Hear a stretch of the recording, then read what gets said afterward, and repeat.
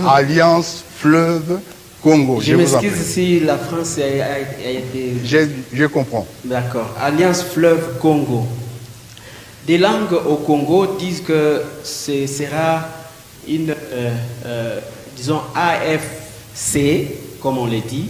Il y a des langues qui disent au Congo déjà que ce sera une forme, une nouvelle forme de la rébellion qui prendra place, je dis bien des langues qui se disent au Congo, que ce sera une nouvelle rébellion qui prendra place après le M23. Est-ce que vous confirmez cela? La deuxième question, êtes-vous sûr que les élections auront lieu en RDC le 20 décembre prochain?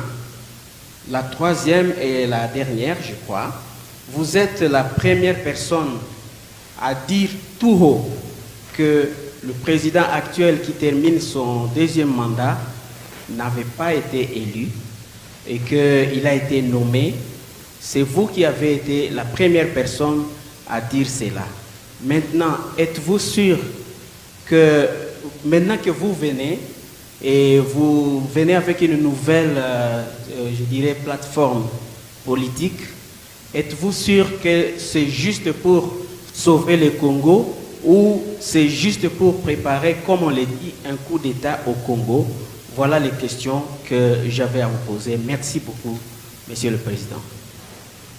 Oui, évidemment, si vous m'avez suivi, j'ai parlé du coup d'État qui se prépare par M. Tshisekedi. La République démocratique du Congo est une démocratie.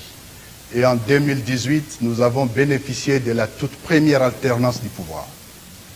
Malheureusement, force est de constater que celui qui était censé conduire cette première alternance nous a ramené plus de 60 ans en arrière.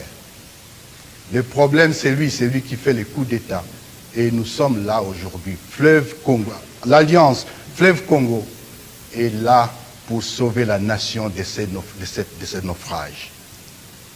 Mais Tshisekedi a transformé les pays en une tribu. Il a amené le tribalisme. Il a amené des tares du genre la corruption, le détournement. Voilà les ennemis du Congo et pour lesquels nous ne pouvons, en vertu de la Constitution de la République du Congo, rester insensibles. Nous sommes en train de répondre à cela parce que si nous ne le faisons pas, l'histoire nous posera la question. Je suis d'accord et j'affirme que je suis de ceux-là qui ont participé à ce qu'il soit président aujourd'hui. En Afrique, on dit, celui qui lève la main ou qui ose même lever la main contre son parent est un maudit. Mais M. Tshisekedi est une malédiction pour la République démocratique du Congo. M. Tshisekedi mérite d'être évacué. Et aujourd'hui, nous considérons que ce n'était qu'une parenthèse ouverte et qui est en train de se renfermer. Cette alliance regorge toutes les sensibilités du pays et il y a des millions de gens qui sont aujourd'hui avec nous et qui se joignent à nous pour sauver la République. Nous allons sauver la République en restaurant la démocratie, pas en la privatisant comme on est en train de le faire. Est-ce qu'il y aura élection le 20 décembre, comme nous le disons? Cette question participe justement, ou la date inventée de toutes parts, participe justement de ces coups d'État que prépare Félix Tshisekedi. Parmi, je peux vous dire que vous avez affaire aujourd'hui, je coordonne ou plus ou moins, je représente cette force qui s'est créée aujourd'hui, mais vous n'êtes pas sans ignorer que M. Nanga, c'est l'un des experts africains aux élections. Ce que je peux vous dire aujourd'hui, qu'on fait un semblant d'élection au Congo sans un fichier électoral, statistiques fausses. Tout ce qui s'est dit, c'est lié au mensonge. Il n'y aura pas d'élection. Ces élections, ce sont les ingrédients du chaos que prépare M. Tshisekedi et que nous ne lui permettrons pas. Nous devons sauver la République. Que cette alliance aujourd'hui, pensait que non, ce n'est que la prolongation ou bien la suite des mouvements rebelles qui sont aujourd'hui en République démocratique du Congo. Je peux vous dire que Les mouvements rebelles qui sont au Congo aujourd'hui sont une création de M. Tshisekedi en personne.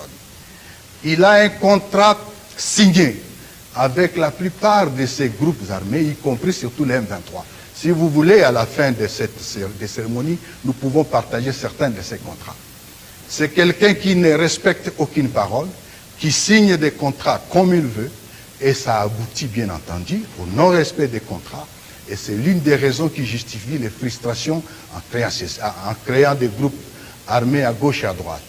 Ils sont nombreux ces groupes armés, il n'y a pas que le M23, il y en a bien d'autres. Ça part de l'Ituri et consorts, où la création c'est lui.